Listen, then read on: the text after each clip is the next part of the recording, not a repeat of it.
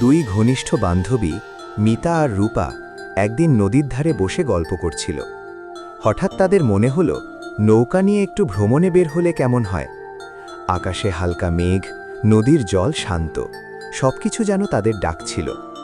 তারা একটি ছোট নৌকা ভাড়া করে নদীর বুকে ভেসে পড়ল। প্রথমে সবকিছু খুবই সুন্দর লাগছিল। চারদিকে সবুজ গাছপালা, পাখির ডাক আর হালকা বাতাস। মনে হচ্ছিল তারা যেন স্বপ্নের জগতে এসেছে। কিন্তু ধীরে ধীরে নদীর চেহারা বদলাতে শুরু করল। আকাশ কালো হয়ে এলো, বাতাস জোরে বইতে লাগল। তারা বুঝতে পারল তারা পথ হারিয়ে ফেলেছে। নদী যেন তাদের নিয়ে কোথাও অজানা জায়গার দিকে ছুটছে।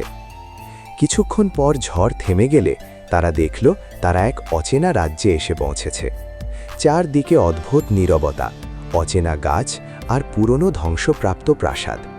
জায়গাটা দেখতে সুন্দর কিন্তু ভীষণ রহস্যময়। হঠাৎ তারা দেখতে পেল এক বৃদ্ধা তাদের দিকে এগিয়ে আসছে।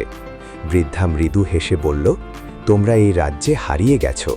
এখানে আসা সহজ, কিন্তু বের হওয়া কঠিন। মিতা আর রূপা ভয় পেলেও সাহস হারালো না। তারা বৃদ্ধার কাছে সাহায্য চাইল।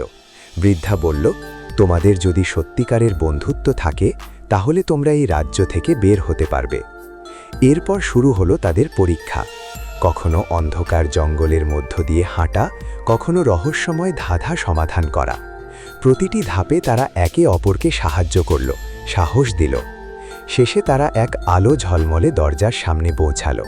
দরজায় লেখা ছিল, সত্যিকারের বন্ধুত্বই পথ দেখায়। তারা একসাথে দরজা খুলল আর মুহূর্তের মধ্যে তারা আবার নিজেদের গ্রামের নদীর ধারে ফিরে এলো। নৌকাটা আগের মতোই ভেসে আছে, যেন কিছুই ঘটেনি। কিন্তু মিতা আর রূপা জানত তাদের এই ভ্রমণ ছিল বাস্তব, আর তাদের বন্ধুত্বই তাদের ফিরিয়ে এনেছে। সেদিনের পর থেকে তারা বুঝে গেল, যত বড় বিপদই আসুক, সত্যিকারের বন্ধুত্ব থাকলে কোনো পথই হারিয়ে যায় না।